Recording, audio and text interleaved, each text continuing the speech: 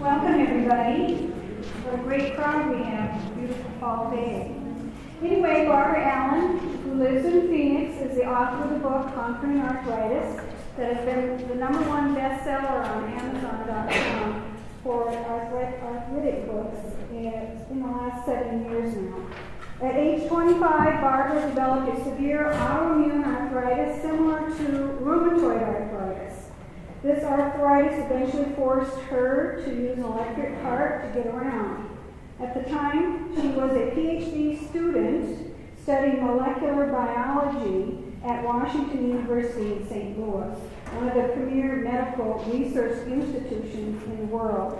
She made it her life's mission to find a cure for her arthritis. It took her 11 years of research and experimentation, but now she is totally arthritic free. So I think that's a great accomplishment.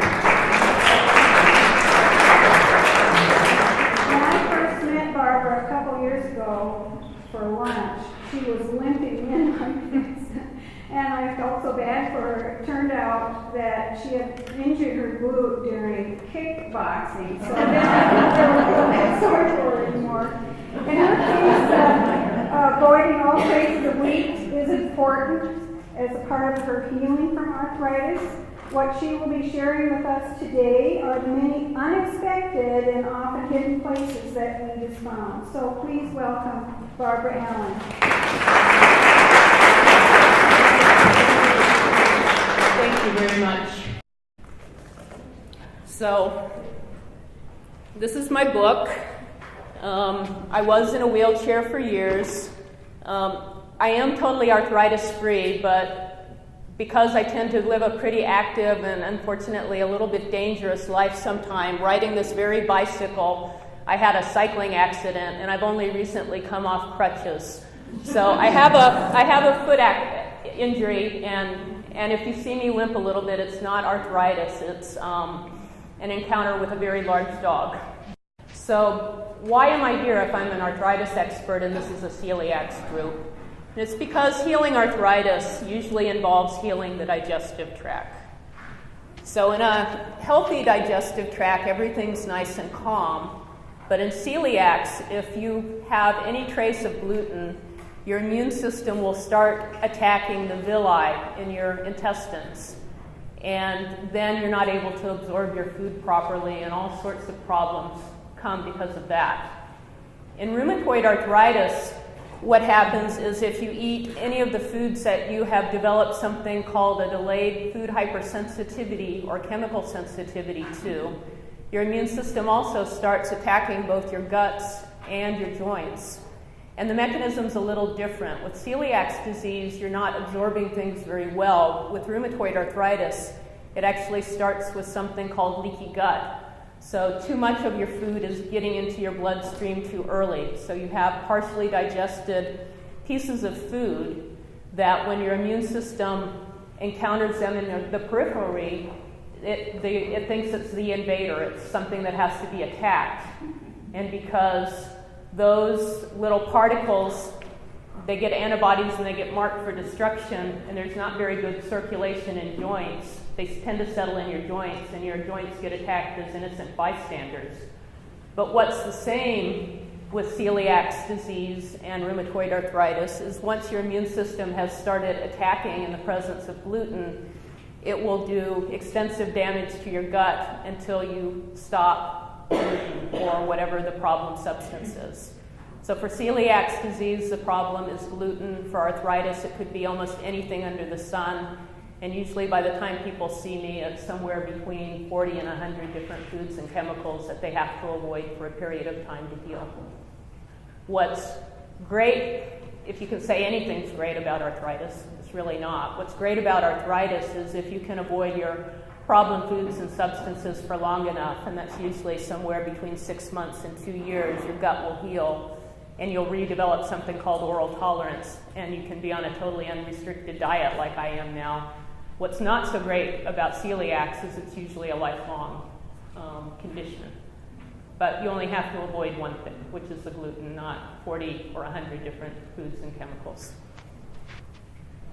So I just explained that with arthritis, and many people say, well, what do I need to avoid to heal my arthritis? And it's very individual. Without individual testing, there's no way to know, and it can change over the course of your life, which is good because they don't have to be lifelong. So for many people with arthritis, even the smallest traces of gluten will set off their immune system. And I understand that's the same with celiac disease as well. And for me, I actually had to live this for many, many years. For about 4 years, I was totally wheat-free. Now, I didn't have a problem with gluten. I just had a problem with wheat. So there were still other things that I could eat, like rye or spelt or kamut or barley. So in that sense, I didn't have it as bad as most of the people here in the room. But it still gave me an exquisite sensitivity to where wheat is found. So I'm curious, with celiac disease, there's a much higher prevalence of autoimmune type diseases than in the general population. And I'd just like a show of hands. How many are here either because you have celiac or somebody you love does? And how many of you are here because you have arthritis or somebody you love? Okay. And how many have both things going on at the same time? Okay. So my talk today is mainly going to be geared towards the celiacs, but because we actually have a few more people interested in the arthritis and the celiacs, I'll be throwing in a little bit of arthritis information as well. So this is just a little graphic. Once your gut gets damaged, it starts leaking food into the periphery of your bloodstream. Then you start getting attacks in your joints because that's where the complexes settle. Then back in your gut, because once those immune system cells get activated to destroy the food, they start damaging your gut. Your gut gets leakier. Then you develop even more food leaking into your gut, and it's just a vicious cycle that you have to break. So the quick answer that I'll be talking about how to heal your digestive system is to avoid even the tiniest traces of whatever is bothering you and setting your inflammation off.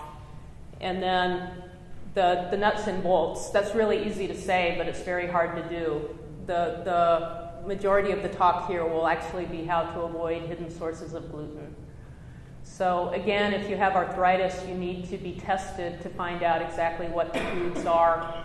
And all the principles that I talk about today will still apply to every other food that you're sensitive to, but you'll need to be educated on where all those foods are hidden as well. And I know that could seem overwhelming, but with a little bit of counseling and knowledge and reading the book, it actually becomes doable.